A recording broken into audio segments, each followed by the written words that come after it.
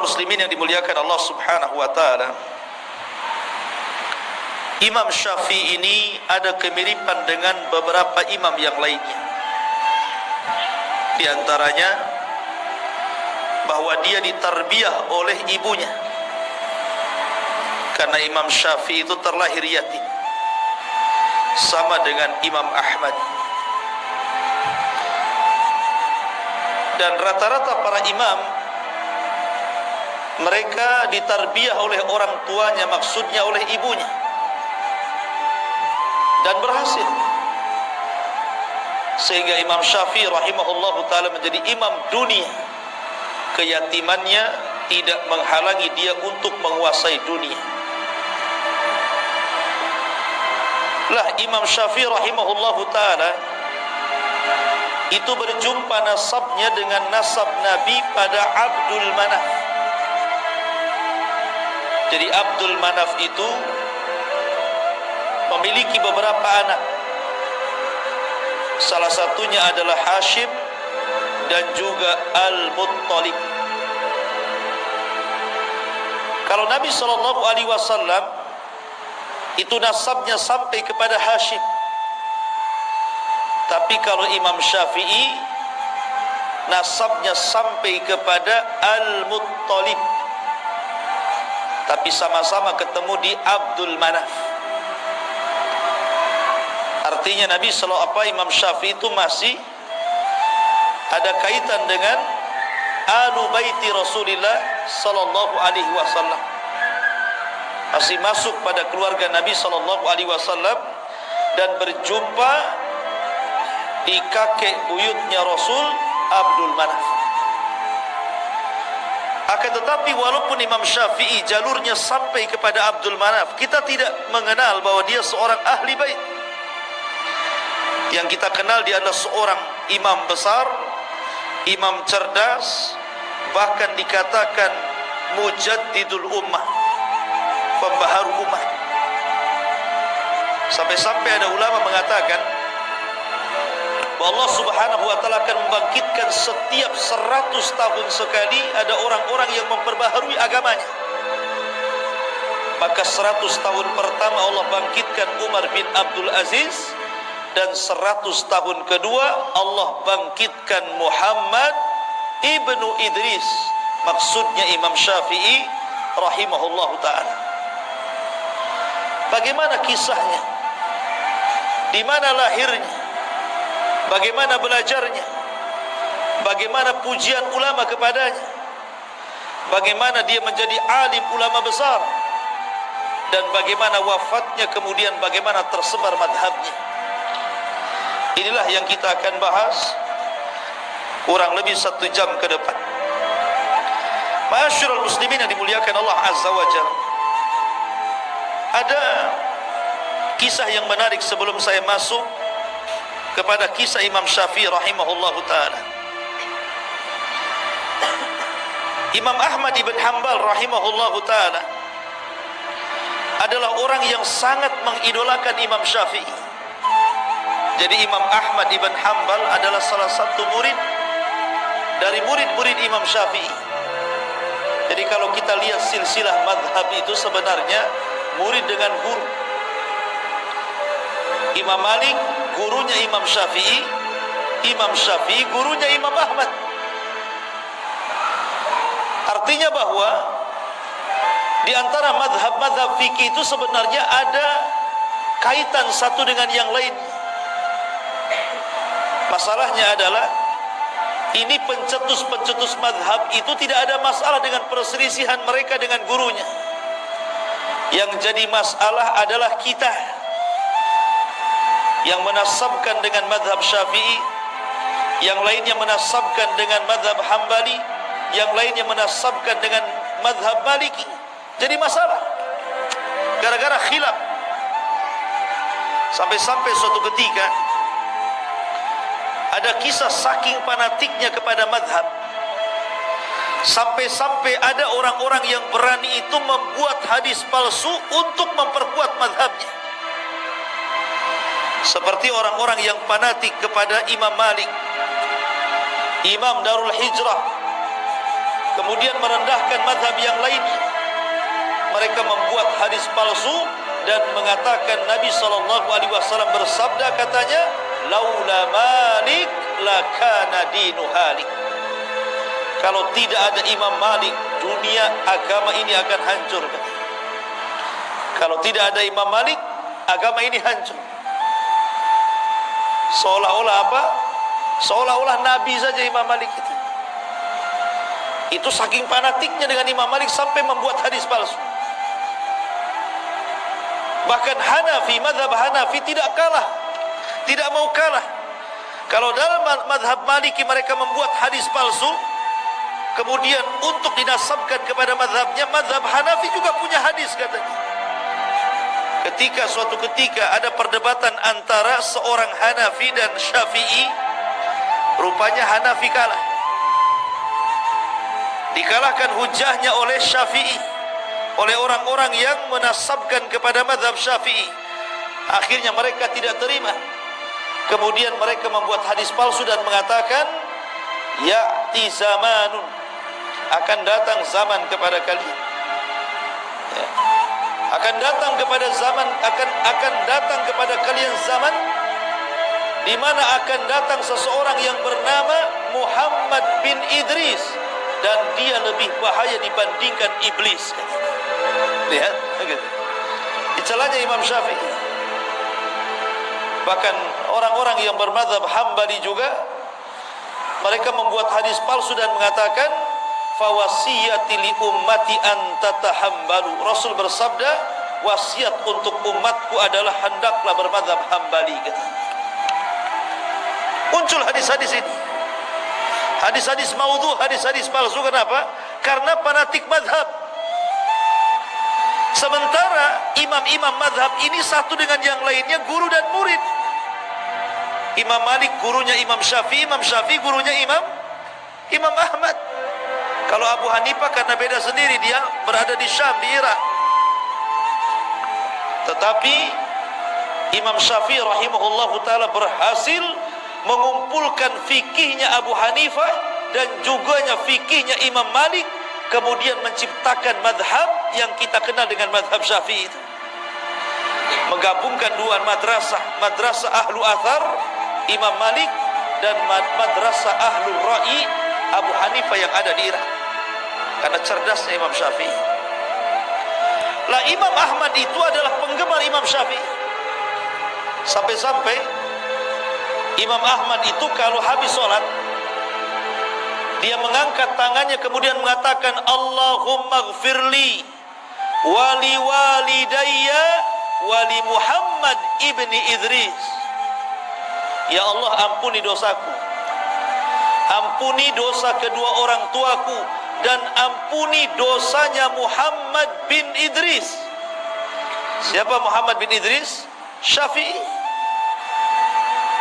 Jadi kalau antum ditanya siapa nama Imam Syafi'i, Muhammad ibnu Idris.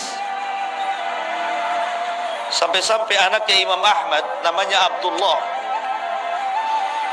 karena keseringan mendengar bapaknya itu selalu memuji Imam Ahmad, selalu memuji Imam Syafi'i, jadi dia penasaran. Kemudian dia mengatakan kepada bapaknya Imam Ahmad, wahai bapakku, seperti apa Imam Syafi'i itu? Kenapa engkau senantiasa memuji Imam Syafi'i? Tidak ada waktu kecuali kau puji Imam Syafi'i, dan kau doakan Imam Syafi'i sampai 40 tahun. Kau doakan dalam solatnya untuk Imam Syafi'i. Siapa emangnya dia? Karena putranya tidak tahu.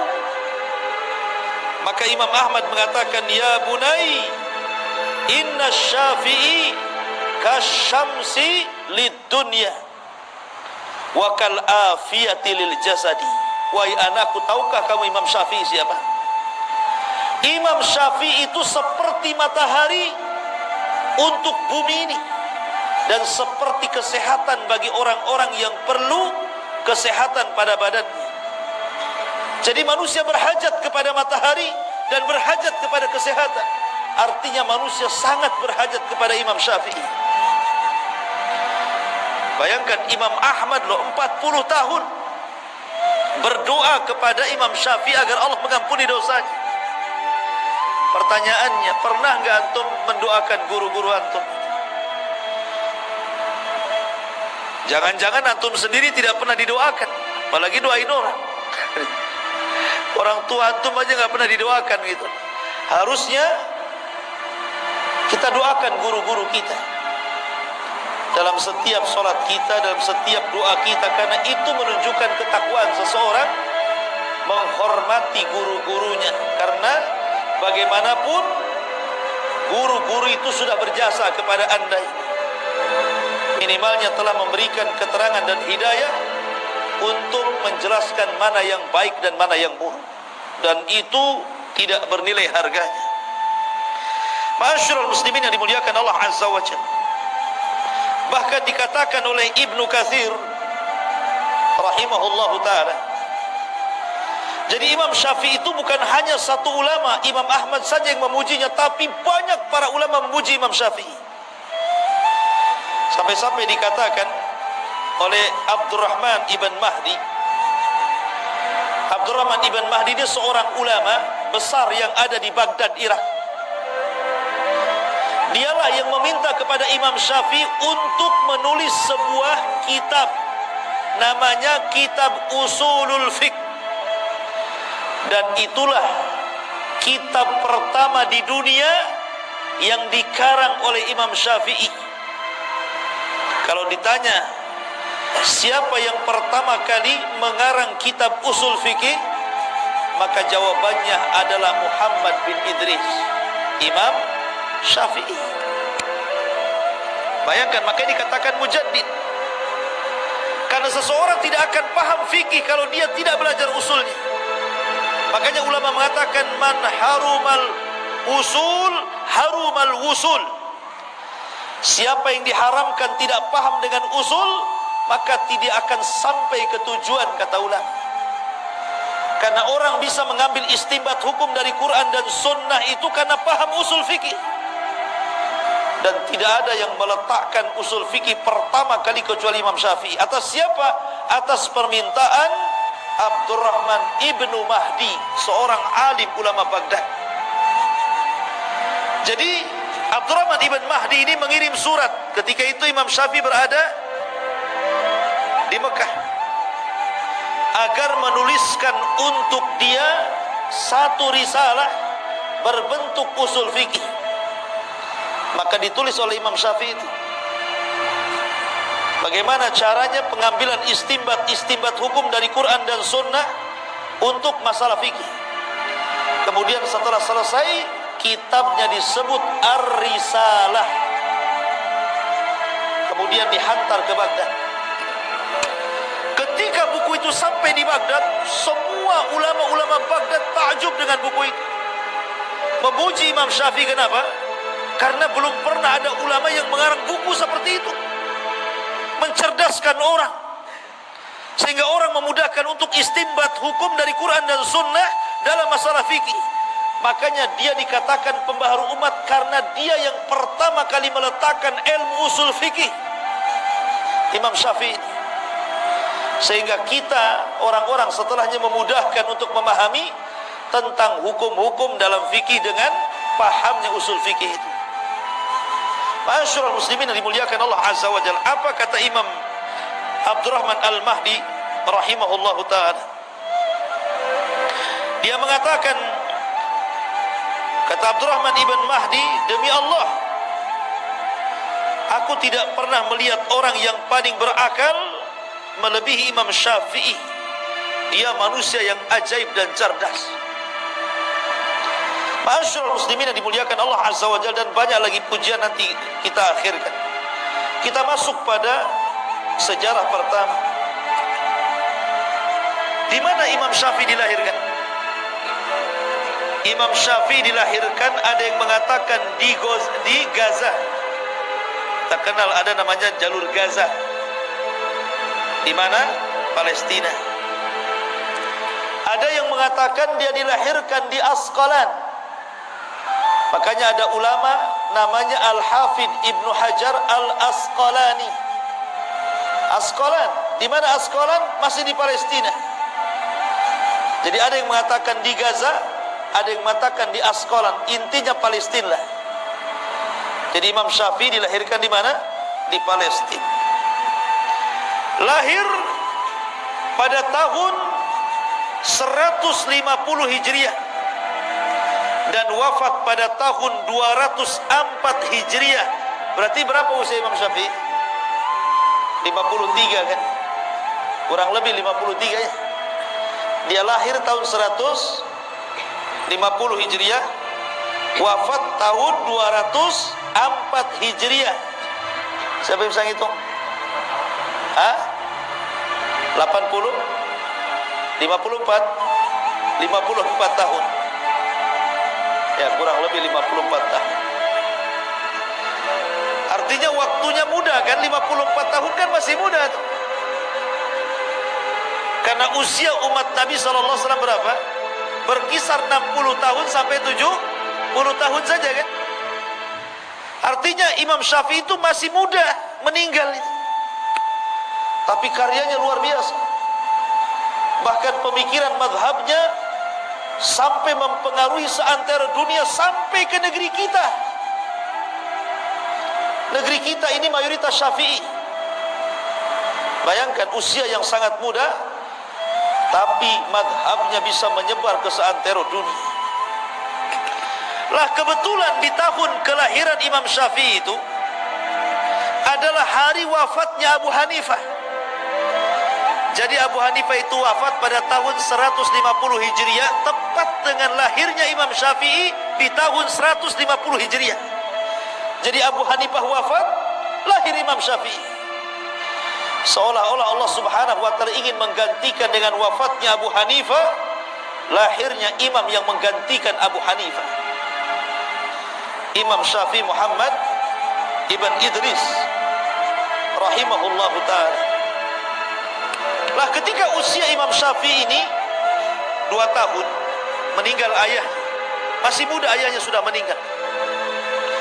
Akhirnya kemudian ibundanya membawa Imam Syafi'i yang ketika itu usianya 2 tahun dari Palestina dibawa ke Mekah. Kemudian ditarbiyah oleh ibunya. Ketika Imam Syafi'i kemudian mulai membesar, usianya sudah 5 tahun, 6 tahun, 7 tahun gitu. Maka Imam Syafi'i itu dihantar sama ibunya untuk belajar Al-Quran, belajar menulis, belajar tajwid dengan ulama yang ada di Masjidil Haram. Jadi mungkin kalau istilah orang sekarang ngaji TPQ lah ya. Jadi di zaman itu ada TPQ juga. Masalahnya TPQ juga bayar kan sama gurunya. Imam Syafi'i ini tidak punya uang karena memang miskin dia. Dia tidak bisa bayar sehingga dia malu. Akhirnya dia pun mengatakan kepada ibunya, saya ingin gak akan belajar sampai ibu bayar dulu tuh SPP-nya, itu bahasanya gitu. Tapi ibunya mengatakan, gini saja wahai Syafi'i, aku berikan kau solusi. Biar kamu tetap belajar karena ibu tidak sanggup membiayai kamu. Sudah gini saja, kalau ada syekh sedang ngajari anak orang kaya, kamu pura-pura duduk dekat dia, jangan ketahuan gurumu. Nanti apa yang diajarkan kau tangkap, kau hafal. Jadi kalau saya lagi ngajar anak-anak, nanti antum di situ duduk pura-pura dengerin gitu. Kata ibunya, apapun yang dikatakan gurunya kepada anak orang kaya itu, kau tangkap, kau hafal kata. Betul dia nurut dengan ibunya. Subhanallah, berikan kecerdasan kepada Imam Syafi'i. Apapun yang dikatakan gurunya langsung hafal. Sampai-sampai di usia 7 tahun sudah hafal Quran. Di usia 7 tahun sudah hafal mutun-mutun. Dan dia memiliki suara yang sangat indah. Sampai-sampai gurunya itu apabila tidak hadir mengajar anak-anak, Imam Syafi'i yang menggantikan padahal masih kecil. Sini kamu gantikan saya ngajar kata. Bayangkan. Karena cerdasnya. Bahkan di usia 10 tahun Imam Syafi'i sudah mampu menghafal kitabnya Imam Malik Al-Muwatta. 30.000 hadis di dalam Muwatta itu. Imam Syafi'i ini hafal. Bayangkan, hafal usia berapa? 10 tahun.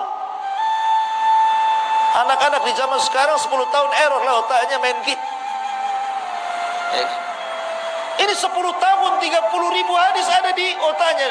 Dan dia menghafal Muwatta itu, ikhwan, bukan bertahun-tahun. Ketika dia ingin belajar kepada Imam Malik, dia kan miskin, tak bisa beli kitab Muwatta. Akhirnya dia pinjam kitab Muwatta, kemudian janji bahwa kitab itu akan dikembalikan setelah 9 hari. 9 hari itulah dia hafal kitab Muwatta itu. Setelah hafal dikembalikan bukunya, bukan disalin, dihafal 9 hari, ikhwan. Bayangkan, dia bisa menghafal kitab setebal itu. Masyarul muslimin yang dimuliakan Allah Azza wa Jalla. Makanya ulama Mekah namanya Sufyan ibn Uyainah itu sangat takjub dengan Imam Syafi'i, padahal usianya 10 tahun. Kemudian 12 tahun dia sudah hafal tafsir-tafsir, hafal sarah-sarah hadis. Bahkan di usia 15 tahun Imam Sufyan Al-Thawri sudah mengizinkan Imam Syafi'i untuk memberikan fatwa. Bayangkan, di usia 15 tahun diizinkan untuk ngasih fatwa. Jadi kalau ada orang bertanya, ya Imam apa ini hukumnya, dia boleh ngasih fatwa karena cerdasnya. Masyarul muslimin yang dimuliakan Allah. Kenapa demikian? Karena Imam Syafi'i itu dari kecil hidup di sebuah kabilah namanya Hudzail. Jadi sengaja ibunya menitipkan di sebuah kabilah Hudzail, di mana kabilah itu adalah kabilah yang paling fasih bahasa Arabnya setelah Quraisy. Jadi Imam Syafi'i bertahun-tahun belajar bahasa Arab di situ. Belajar syair-syair Arab, belajar nahwu, belajar bahasa-bahasa Arab yang dikuasai orang-orang Badui. Karena di zaman itu seperti Rasul sendiri kan, ketika dilahirkan dibawa kemana? Ke Bani Sa'idah kan, disusukan dengan Halimah Sa'diyah. Di mana? Di Badui. Supaya terdidik bahasanya, terdidik kesantunannya, terdidik akhlaknya gitu ya. Maka Imam Syafi'i juga sama, diletakkan di kabilah Hudzail, belajarlah bahasa Arab, belajar syair Arab dan begitu seterusnya. Jadi wajar kalau Imam Syafi'i itu orangnya paling cerdas dalam bahasa Arab. Bahkan tidak ada lahan sama sekali ketika bicara. Dan itu dipuji oleh Ibnu Hisham. Ibnu Hisham itu tokoh ulama pengarang kitab sirah. Ketika dia dari Mesir berjumpa dengan Imam Syafi'i, kemudian diskusi, dia sangat kaget dan mengatakan, demi Allah, aku tidak mengira Allah menciptakan orang kayak dia, katanya. Saking fasihnya bahasa Arab Imam Syafi'i itu. Masyarul muslimin yang dimuliakan Allah Azza wa Jalla, wajar karena Imam Syafi'i itu punya ibu yang sangat cerdas. Sedikit saya ceritakan ibunya nih. Jadi suatu ketika ibunya ini bermasalah. Akhirnya dia dipanggil ke pengadilan jadi saksi. Ketika itu hakim meminta 2 saksi perempuan, yang satunya adalah ibunya Imam Syafi'i. Kemudian setelah yang satu bersaksi, hakim meminta agar saksi yang pertama diletakkan di ruangan ini, kemudian saksi yang kedua diletakkan di ruangan itu, supaya jangan nanti saling berbisik satu dengan yang lain. Kata ibunya Imam Syafi'i, apa yang kau lakukan wahai hakim ini salah, bertentangan dengan Quran. Satukan kami sekamar dengan dia, kami kan sama-sama saksi. Karena Allah berfirman dalam ayat lain, dalam ayat hutang, wa tudzakkira ihdahumal ukhra, hendaklah yang satu mengingatkan yang lainnya. Jadi kalau aku lupa, dia ingatkan aku, kalau dia lupa, aku ingatkan dia. Kenapa dipisah katanya? Katanya Al-Hafidh Ibnu Hajar, lihat, ibunya Imam Syafi'i saja cerdas mengambil istinbat sebuah hukum, ya wajar anaknya cerdas. Karena ibunya cerdas memang Imam Syafi'i itu. Makanya nurun kecerdasannya kepada anak itu. Makanya antum yang muda-muda itu kalau cari istri yang cerdas, jangan yang bego ya. Nanti anaknya bebel pula. Ya. Masyarul muslimin yang dimuliakan Allah Azza wa Jalla. Intinya bahwa Imam Syafi'i di usia 7 tahun sudah hafal Quran. Kemudian Setelah kemudian dia belajar bahasa, kemudian sudah diizinkan untuk memberi fatwa itu di Mekah oleh Sufyan ibn Uyainah. Disitulah Imam Syafi'i ingin belajar kepada Imam Malik di Madinah.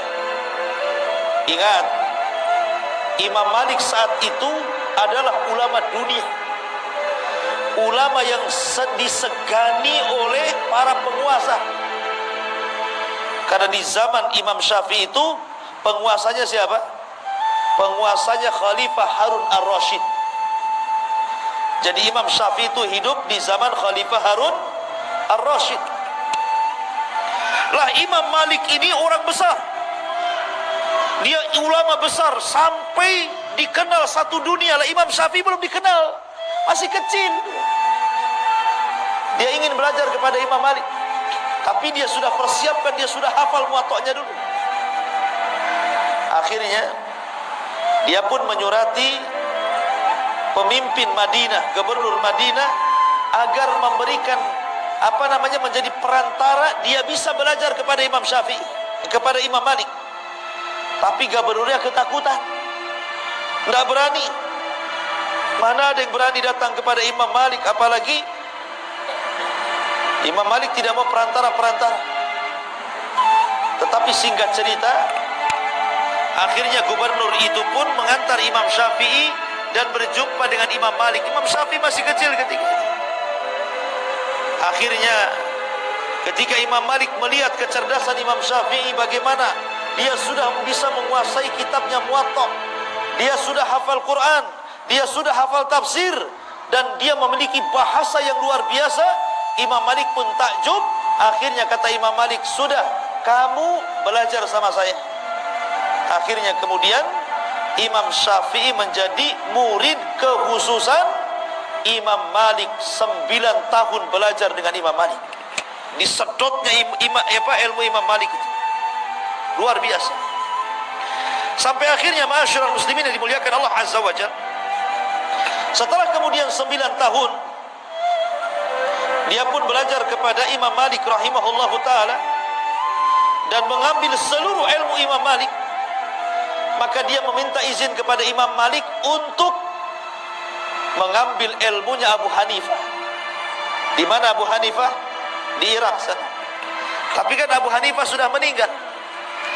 Maksudnya belajar kepada murid-muridnya. Ketika melihat semangat Imam Syafi'i, Imam Malik mendukung. Kalau engkau ingin belajar kepada murid-murid Abu Hanifah, maka saya danai kamu. Oh, antum cari guru yang kayak gitu. Ya, Ustaz tolonglah posisi saya ke Yaman. Jadi didanai sama Imam Malik itu. Berangkatlah Imam Syafi'i. Kemana? Ke Irak, ke Baghdad. Dan di Baghdad dia banyak ketemu murid-murid Imam Ahmad. Salah satunya adalah dia berjumpa dengan Muhammad Hasan Asy-Syaibani, kemudian Abu Yusuf Al-Qadhi, dan itulah 2 murid Abu Hanifah yang paling cerdas ketika itu. Jadi Imam Syafi'i kemudian berdialog, kemudian menyerap ilmunya Abu Hanifah. Disinilah Imam Syafi'i menggabungkan 2 madrasah yang berbeda. Kalau Imam Malik murni madrasahnya ahli hadis, tapi kalau Abu Hanifah madrasahnya Ahlur Ra'i. Ya, Ahlur Ra'i itu maksudnya apa? Banyak menggunakan akal. Ya, menggunakan akal untuk memutuskan sebuah perkara. Maka Imam Syafi'i menggabungkan 2 mazhab yang berbeda ini. Ketika itulah Imam Syafi'i di Baghdad menulis satu kitab namanya Al-Hujjah, atau disebut dengan Risalah Awal, yang disebut dengan Qaulul Qadim namanya, ucapan Imam Syafi'i lama.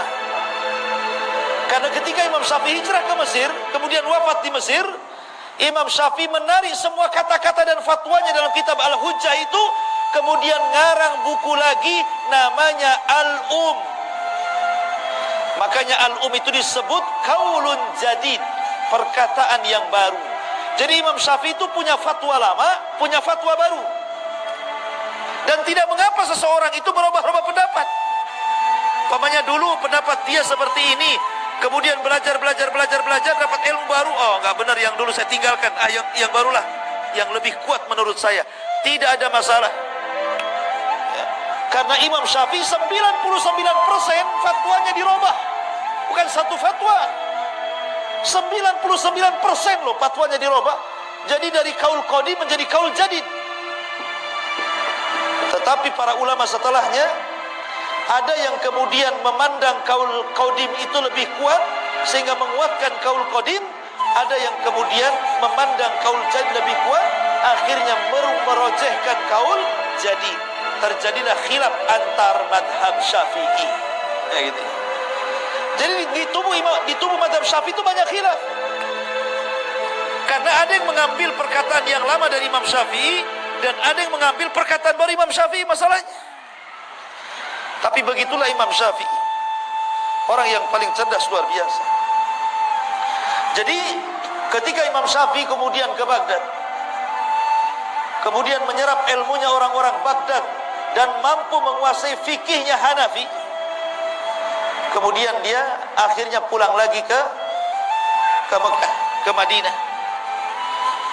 Ketika itulah kemudian dia ingin berangkat ke Yaman. Lihat para ulama ini, mereka kalau belajar itu rihlah, berjalan ke sana kemari. Tapi bukan jalan-jalan, betul-betul menuntut ilmu. Berangkatlah Imam Syafi'i ke Yaman. Di Yaman inilah Imam Syafi'i akhirnya belajar kepada orang-orang yang pakar-pakar firaq. Bahkan pernah belajar Syiah supaya membantah Syiah, bukan untuk belajar Syiah. Dia belajar Syiah itu untuk dibantah. Karena ada orang-orang Syiah yang mengatakan Syafi'i itu Syiah, katanya. Enggak, Imam Syafi'i itu ahli sunnah. Lah, ketika kemudian di Yaman inilah Imam Syafi'i mempelajari banyak hal. Salah satunya dipelajari adalah ilmu firasah. Firasat, ilmu firasat. Jadi kalau melihat orang itu, gelagatnya tahu ini orang baik atau orang jahat. Di dunia ini sampai-sampai dikatakan yang mampu mempelajari ilmu firasat cuma dua saja. Pertama Khalil Ibn Ibrahim, dan yang kedua Imam Syafi'i Muhammad bin Idris. Dia mempelajari ilmu firasat. Dia nengok orang saja udah tahu nih, banyak utang nih kayaknya. Jadi luar biasa itu. Bukan meramal, itu ada ilmunya itu. Tapi tidak semua orang bisa kan gitu ya. Memang Imam Syafi'i membidangi itu. Karena kekuatan hafalan, kekuatan akal, kecerdasannya itu loh. Sehingga dia mampu menguasai ilmu firasat itu. Tapi Allah takdirkan ikhwan, di Yaman ini dia terkena fitnah. Di mana Imam Syafi'i difitnah oleh gubernur yang ada di Yaman, bahwa dia hendak memberontak kepada Khalifah Harun Ar-Rasyid karena hasad. Para ulama-ulama sesat melaporkan kepada penguasa Yaman, kemudian akhirnya Imam Syafi'i ditangkap dengan beberapa ulama yang lainnya, kemudian dibawa ke Baghdad, dihadapkan kepada Khalifah Harun Ar-Rasyid. Subhanallah, teman-temannya mati dipenggal. Ketika giliran Imam Syafi'i ini, wahai Syafi'i, Anda masuk sini. Kemudian Khalifah bertanya, betul kau akan memberontak kepada diriku?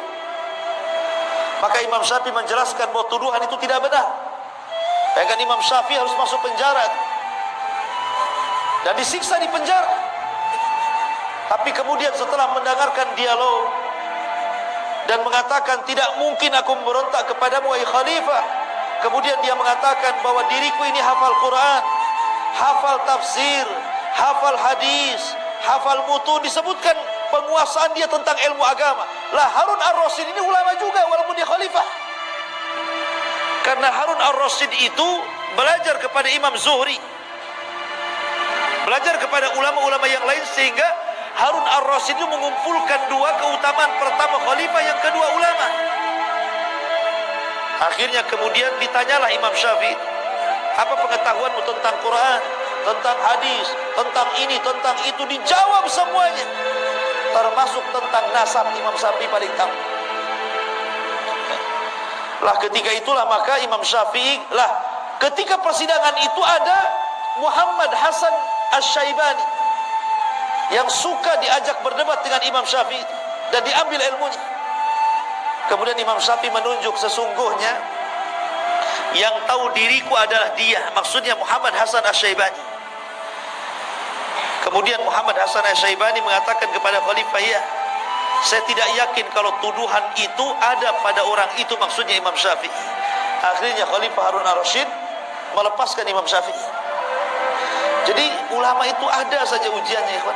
Masuk penjara, dipanggil khalifah, kemudian diancam untuk dibunuh, ya. Itulah para ulama. Ma'asyiral muslimin yang dimuliakan Allah Azza wa Jalla. Kemudian setelah Imam Syafi'i, beliau ke Yaman dan belajar berbagai macam ilmu. Maka kemudian Imam Syafi'i pun kembali ke Mekah dan sempat kemudian memberikan fatwa di sana. Tapi kemudian setelah itu Imam Syafi'i kemudian safar lagi ke Mesir, dan itu ketika mendekati usia 50 tahun. Dia ke Mesir. Di Mesir inilah dia mengarang kitab Al-Umm. Yang menarik, perkataan lamanya dalam kitab Al-Hujjah ditarik semuanya, kemudian mengarang satu kitab Al-Umm. Dan hanya 5 tahun di Mesir, akhirnya Imam Syafi'i pun meninggal dunia di Mesir.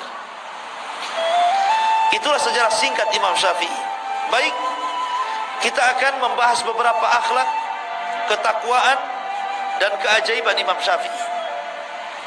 Ma'asyiral muslimin yang dimuliakan Allah Subhanahu wa ta'ala, Imam Syafi'i ini dikenal ketakwaannya. Suatu ketika berkumpullah Imam Syafi'i, kemudian Sufyan ibn Uyainah, kemudian para ulama yang lain di hadapan Khalifah Harun ar-Rasyid. Ketika itu Harun ar-Rasyid meminta agar salah satu ulama itu memberikan nasihat. Cobalah kalian memberikan nasihat. Bentar ya, kok makin kecil saja suaranya, habis baterainya. Lah ketika itu kemudian Khalifah meminta Imam Syafi'i memberikan nasihat, tapi Imam Syafi'i tidak mau. Kenapa? Karena ada gurunya Sufyan ibn Uyainah. Kata Sufyan ibn Uyainah, yang lain saja. Begitulah ulama, kalau disuruh itu melempar-lempar juga ya. Kamu saja, kamu saja. Sampai-sampai ada cerita, ini ada ustad-ustad di Jawa ini. Ditanya, Pak Ustad, ini hukumnya apa? Kata Ustad, ini ikiae katanya. Tahu ikiae? Ini saja. Yang satunya ikiae. Terakhir jawab, oh itu kiai katanya. Itulah nama kiai itu diambil dari ikiae itu. Kan kita. Ma'asyiral muslimin, enggak, ini canda. Jadi akhirnya kemudian karena tidak ada yang yang berbicara untuk memberikan nasihat, akhirnya Harun ar-Rasyid dia yang kemudian memberikan nasihat. Kemudian dia bacakan ayat-ayat, kemudian dia bacakan hadis-hadis Nabi SAW dan perkataan para sahabat Rasul. Subhanallah, Imam Syafi'i dikenal kalau dinasihati dia menangis kemudian pingsan. Jadi kalau dia mendapatkan nasihat yang menyentuh itu, langsung menangis kemudian pingsan. Sampai-sampai ketika Harun ar-Rasyid kemudian memberikan nasihat, tahu-tahu Imam Syafi'i nangis kemudian pingsan, langsung berhenti dia. Dan orang-orang mengatakan, apakah dia mati katanya? Apakah dia mati katanya kan? Rupanya dia hanya pingsan saja. Sampai seperti itu orang mendengar nasihat nangis kemudian pingsan. Ini kalau tidak bersumber dari hati yang ikhlas, tak mungkin seperti itu. Kemudian kisah yang kedua, suatu ketika Imam Syafi'i ini sakit. Ada muridnya namanya Rabi' ibn Sulaiman. Rabi' ibn Sulaiman salah satu dari alim Baghdad, berziarah kepada Imam Syafi'i, gurunya ketika itu sedang sakit. Ketika sampai saja di rumah Imam Syafi'i lagi terbaring itu lemas. Akhirnya kemudian kata Rabi' ibn Sulaiman, dia pun mendoakan Imam Syafi'i dan mengatakan, "Qawwallahu dha'faka ya Imam." qawwallahu dha'faka ya imam. Kalimat qawwallahu dha'faka ya imam itu memiliki dua makna. Makna yang pertama, qawwa itu artinya semoga Allah menguatkan. Menguatkan kelemahanmu hai imam, maknanya dihilangkan penyakitnya. Tapi makna yang kedua, maksudnya menguatkan kelemahannya sehingga makin lemah lagi, kan begitu ya. Kalimat itu kan ada dua makna ya. Semoga Allah menguatkan kelemahanmu. Ini bisa diartikan maksudnya lemahnya itu supaya lebih lemah lagi, ataukah supaya lemahnya dihilangkan, kan begitu ya. Kalimat itu kan. Jadi Imam Syafi'i tersenyumlah. Kamu mengatakan qawwallahu dha'fi idzan qatalani. Kalau engkau mengucapkan seperti itu sama aja kau bunuh aku, katanya. Jangan gitu.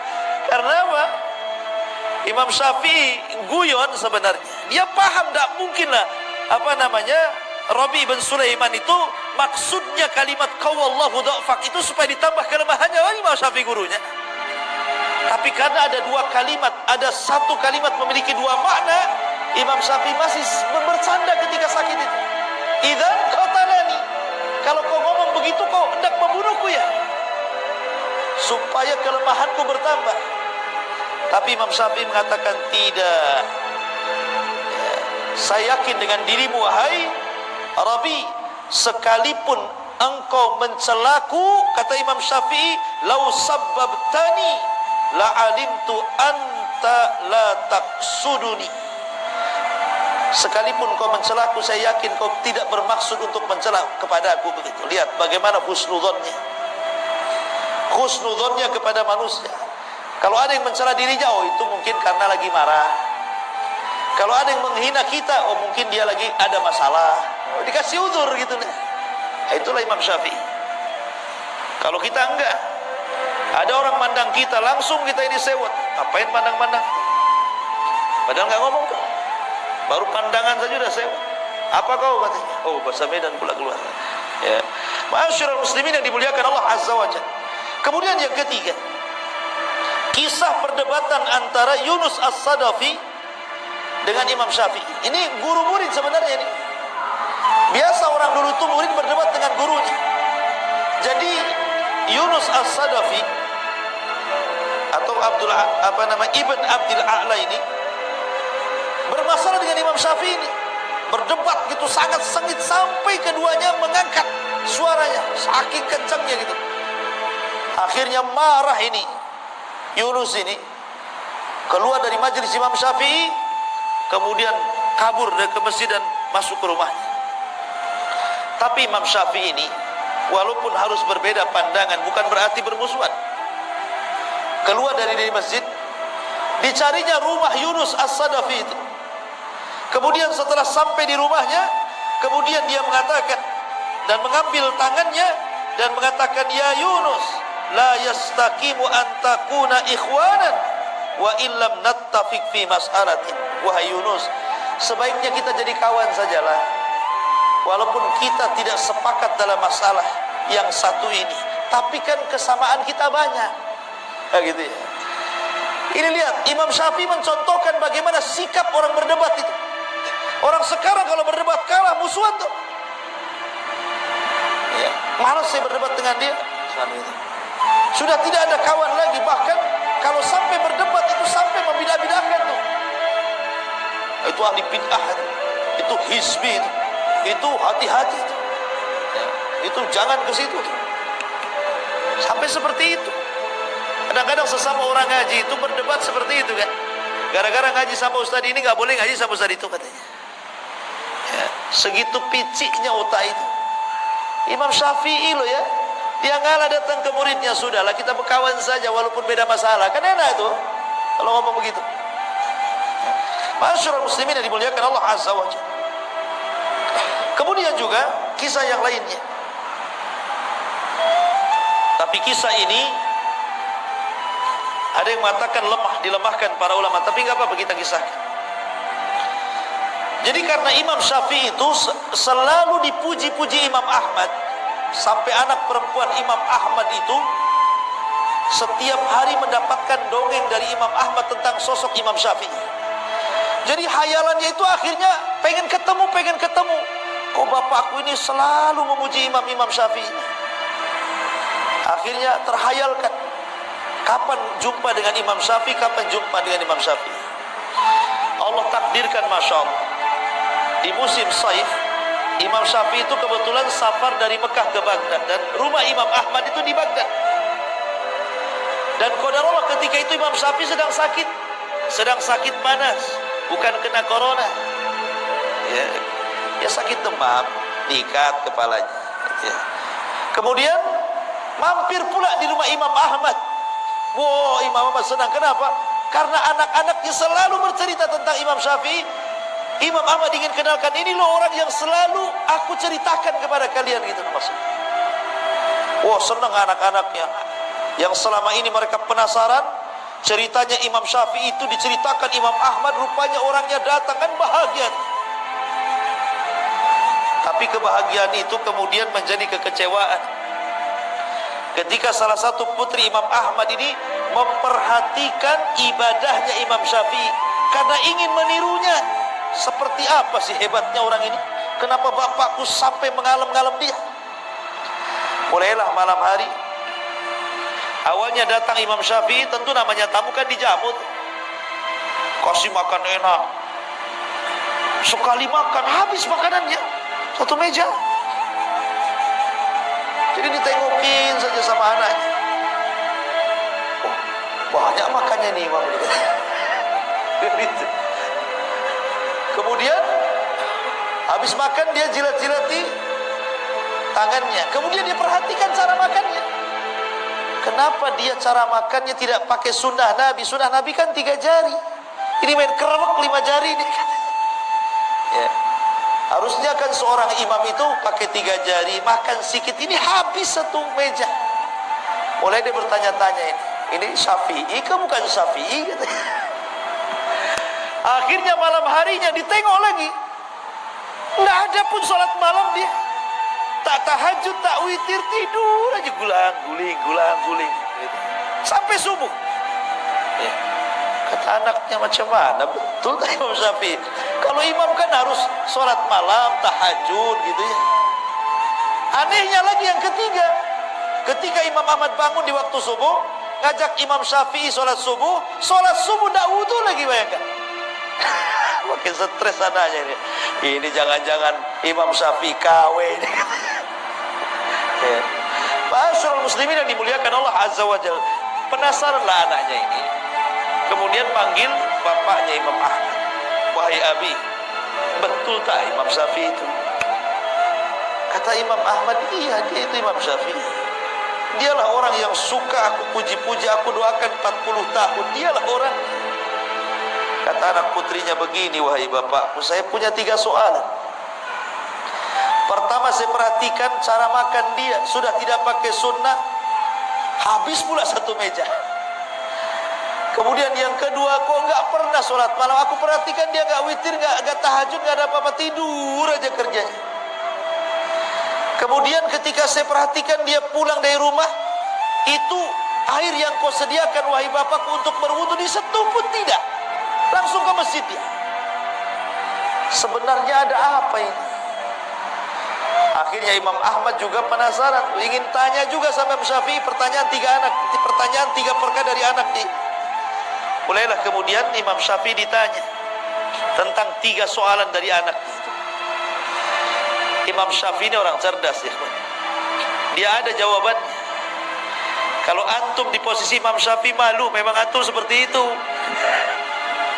Gitu ya. Tapi Imam Syafi'i mengatakan, ya Ahmad, haddatsana Rasulullah sallallahu alaihi wa haddatsana fulan qala haddatsana fulan qala Rasulullah sallallahu alaihi wasallam. Kemudian dia membacakan, adapun kenapa saya makan, saya habiskan semuanya itu karena Rasulullah bersabda, ta'amul qurama dawa wa ta'amul bukhala daun. Karena makanan orang yang ikhlas itu, makanan orang yang dermawan itu pasti jadi obat. Makanya mumpung ini obat, ku makan semua. Kan aku lagi sakit kemarin itu, lagi demam, tapi bukan kena corona sekali lagi. Ya.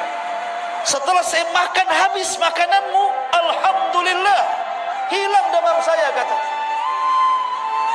Hilang demam saya. Ta'amul qura madawa, bahwa makanan yang diberikan orang yang dermawan, orang ikhlas pasti jadi obat.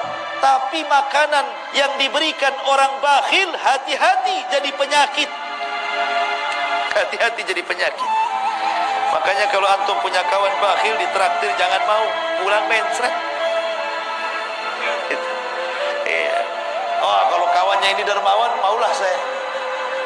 Jadi kalau antum sakit di rumah, stres, telepon saja kawan yang dermawan itu. Kapan traktir saya? Tidak usah ke apotek cari obat. Cari kawan saja yang dermawan. Kemudian yang kedua, kenapa aku tidak tidur, kata? Aku tidak tidur, kata Imam Syafi'i.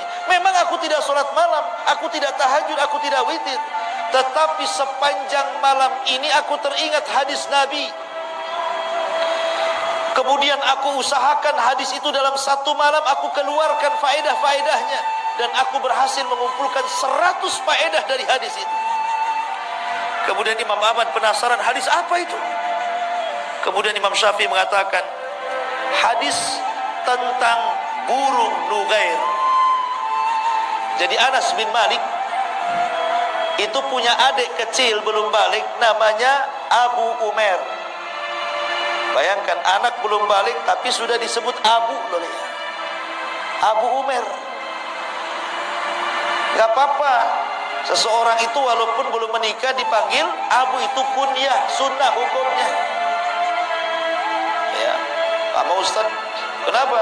Takut dicap radikal. Karena orang radikal itu depannya abu-abu. Ini Abu Umair, itu kecil, anak kecil Abu Umair itu.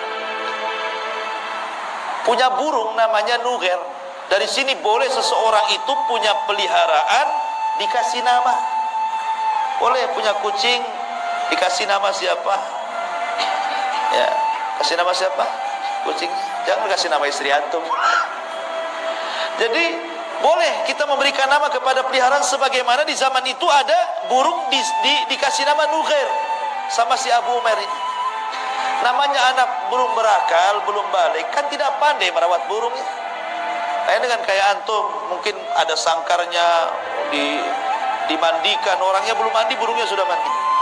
Orangnya belum makan, burungnya sudah makan. Ya. Karena anak kecil yang melihara burung mungkin tak keinjak, tak kecekik, matilah burung ini. Nangis Abu Umair ini, namanya anak-anak. Maka dilaporkanlah oleh Anas bin Malik kakaknya kepada Rasulullah, ya Rasulullah, adik saya menangis. Kenapa? Burungnya mati. Maka Nabi langsung dari rumahnya, bayangkan, takziah gara-gara kematian burung. Bayangkan, orang burung mati takziah loh Nabi. Bukan orang saja takziah, Nabi bertakziah sama anak kecil gara-gara burungnya mati. Kenapa? Karena tahu Nabi itu bagaimana rasanya anak kecil pecah hatinya. Itu sama dengan orang dewasa ketika ditinggal oleh pacarnya. Hatinya sakit, anak kecil itu sakit loh kalau mainannya hilang kan. Ya. Makanya Rasul takziah, kasihan. Nah itulah, makanya amalan yang paling tinggi itu jabrul qalbi, ikhwan. Berusaha menenangkan hati orang. Jangan membuat orang itu sedih. Sururun tudkhiluhu ala qalbi muslim. Kebahagiaan yang kau masukkan kepada hati seorang muslim. Akhirnya kemudian kata Imam Syafi'i kepada Imam Ahmad, aku perhatikan hadis itu semalam suntuk dan aku berhasil mengeluarkan 100 faedah dari hadis itu. Jadi aku gak tidur, aku mikir hadis itu saja. Kata Imam Ahmad, coba sebutkan apa faedahnya. Disebutkan 1, 2, 3 sampai 100. Subhanallah, kata Imam Ahmad, aku belum pernah mendapatkan faedah sebaik ini. Adapun aku subuh tidak wudu, bukan berarti aku tidak berwudu, karena aku belum batal dari wudu isya. Makanya aku gunakan untuk sholat subuh. Kan dia gak tidur. Tuh, ini kalau ulama ada jawabannya. Kalau antum malu besok gak mau lagi ke situ. ya kan? Tetapi ikhwan, kisah ini dikritik para ulama. Kisah ini nggak benar. Bahkan hadis tadi juga tentang masalah makanan orang-orang yang ikhlas dan juga orang-orang dermawan itu obat, hadisnya maudhu. Sebagaimana dikatakan Imam Zahabi rahimahullahu taala. Tapi kisah ini masyhur masalahnya. Kisah ini masyhur di masyarakat tentang Imam Ahmad Imam Syafi'i yang bertamu kepada Imam Ahmad ini. Makanya harus disebutkan tentang derajat. Baik. Masyarul muslimin yang dimuliakan Allah Subhanahu wa taala. Kemudian suatu ketika Imam Syafi'i ini pulang dari Baghdad. Karena dia tidak mau mengganggu Imam Malik yang sedang mengajar. Karena pasti kalau dia tahu dirinya datang, pasti akan berhenti belajar, pasti akan menyalami dan memeluknya, dan nanti masalah ini orang belajar ini terganggu. Dia tidak mau mengganggu orang yang sedang belajar. Sehingga Imam Syafi'i supaya tidak ketahuan oleh Imam Malik kedatangannya, dia pun diselendangkan mukanya, jadi hanya nampak matanya saja. Kemudian berbaur dengan murid-muridnya yang masuk kepada halaqahnya Imam Malik. Imam Syafi'i pun duduk di halaqah itu, nggak tahu Imam Malik kalau di situ ada Imam Syafi'i muridnya itu. Dan Imam Syafi'i pun tidak mau ngasih tahu karena takut mengganggu orang yang sedang belajar. Rupanya ketika Imam Malik sedang mengajar, kemudian dia ditanya sebuah persoalan, tidak bisa jawab. Akhirnya dilemparkan ke murid-muridnya, siapa di antara kalian yang bisa menjawab pertanyaan muskilah ini? Semua diam, tidak ada yang bisa menjawab. Kata Imam Syafi'i kepada orang sebelahnya, jawab, begini loh jawabannya. Wes. Akhirnya berdiri, saya Imam Malik. Kata Imam Malik, fadhal. Dijawab, benar. Imam Malik heran, kenapa dia bisa tahu? Kok berdiri? Bagaimana kau bisa tahu? Kata orang ini sebelah kan. Ini sebelah yang ngasih tahu kan ya. Imam Syafi'i subhanallah, dia berusaha untuk jangan sampai tahu. Akhirnya dibuka juga, tahu juga Imam Malik dan Imam Syafi'i. Subhanallah ya ikhwan. Begitulah para ulama ya. Kadang ada waktu-waktu seperti ini kondisinya. Masyarul muslimin yang dimuliakan Allah Subhanahu wa taala. Kemudian juga dijelaskan beberapa kisah juga tentang Imam Syafi'i. Bahwa suatu ketika Imam Syafi'i rahimahullahu taala dia melewati, jadi kalau dia punya guru namanya Imam Waqi. Imam Waqi itu gurunya Imam Syafi'i. Ini rumah Imam Syafi'i, ini pasar, ini rumahnya Imam Waqi. Jadi kalau seandainya Imam Syafi'i kemudian mencari ilmu kepada Imam Waqi itu harus berjalan persis di depan pasar, sehingga akhirnya mengurangi hafalannya. Dia pun mengadu kepada Imam Waqi dan mengatakan, syakautu ila Waqi su'a hifdin fa arsyadani bi antarkil ma'asi wa'lam bi annal ilma nurun wa nurullah la yuhda lil 'asi. Aku mengadu kepada Imam Waqi tentang buruknya hafalanku, maka Waqi pun memberikan nasihat agar aku meninggalkan maksiat. Ketahuilah bahwa ilmu itu cahaya, dan cahaya Allah tidak mungkin menembus hati orang yang bermaksiat. Ketika dia mendengar wejangan Imam Waqi ini, dia berpikir, maksiat apa yang aku sudah lakukan ini? Kenapa hafalanku makin berkurang? Padahal sudah kucoba. Jadi dia berpikir gitu kan, oh betul kata guruku ini, bahwa yang membuat aku ini hilang hafalan gara-gara maksiat. Tapi maksiat apa? Gitu. Dipikir, akhirnya dia baru paham. Jangan-jangan gara-gara lewat di depan pasar. Bayangkan Imam Syafi'i lewat di depan pasar, brutul hafalannya. Padahal nggak ngapa-ngapain, lewat depan pasar aja. Akhirnya keesokan harinya, ketika dia sudah tahu sebabnya, dia ganti rutenya. Jadi nggak mau lagi lewat depan pasar, lewat belakang pasar dia. Setelah lewat belakang pasar, kuat lagi hafalan. Ya, itu lama dulu ya. Kenapa? Karena di pintu pasar itu banyak kemaksiatan di situ. Pasar itu kan tempat perangnya setan, ikhwan. Setan itu kalau mau perang dia ke pasar bawa bendera, ditancapkan bendera perangnya itu. Makanya Rasul mengatakan seburuk-buruk tempat pasar, sebaik-baik tempat masjid.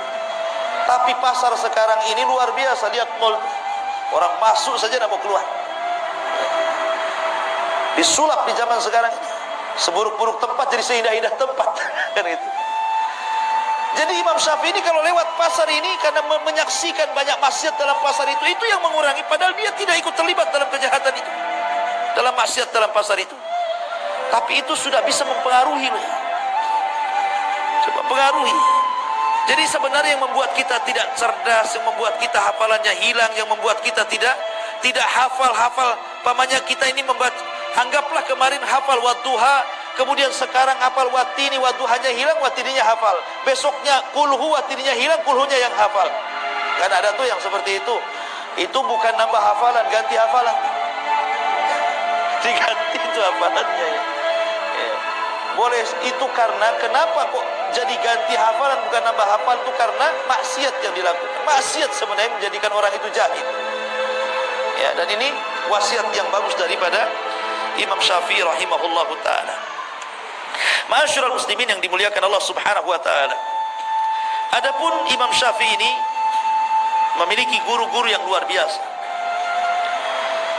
Di antaranya beliau memiliki guru di Madinah namanya Malik ibn Anas. Imam Malik ibn Anas, Ibrahim ibn Sa'ad al-Ansari, Abdul Aziz ibn Muhammad ad-Darari, Ibrahim ibn Abi Yahya, Abdullah ibn Tafih as-Sa'ik. Kemudian di Yaman dia juga punya guru namanya Hisham ibn Yusuf qadi Yaman. Kemudian Amr ibn Abi Salamah, Yahya bin Hassan, Mutarrib ibn Mazid. Kemudian di Irak dia juga punya guru namanya Waqi ibn Jarrah, Abu Usamah Hamad ibn Usamah al-Kufiyan, Ismail ibn Ulayyah dan yang lainnya.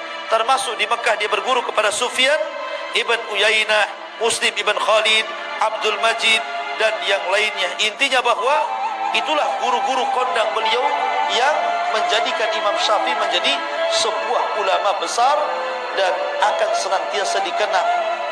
Siapa Imam Syafi'i? Sebenarnya kenapa madhabnya itu sampai menyebar, ikhwan? Sebelum Imam Syafi'i itu sudah banyak madhab. Imam Ibnu Jarir itu punya madhab, namanya madhab Ibnu Jarir. Sufyan ibn Uyainah punya madhab, namanya madhab Uyainah. Sufyan al-Thawri punya madhab, namanya madhab al-Thawri. Kemudian Al-Auza'i namanya madhab Auza'i. Jadi madhab itu dulu banyak, bukan 4 madhab saja.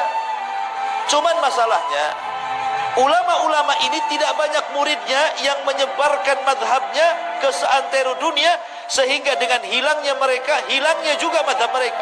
Wafatnya mereka menjadikan wafat juga cara pandang mereka, sehingga tidak banyak dikenang orang.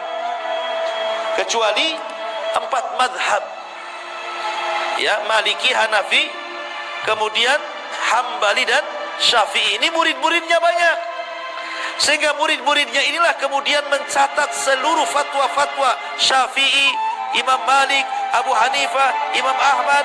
Kemudian setelah imam-imam ini meninggal, maka fatwa-fatwa mereka menyebar di seantero dunia. Makanya madhabnya tersebar. Bukan berarti madhab ini cuma 4 ini saja, tidak. Sebelumnya banyak madhab, cuma tidak tersebar, tidak seperti 4 madhab, ya. Tetapi ingat, Imam Syafi'i sendiri mengatakan dalam urusan madhab, idza sahhal hadis fahuwa madhabi.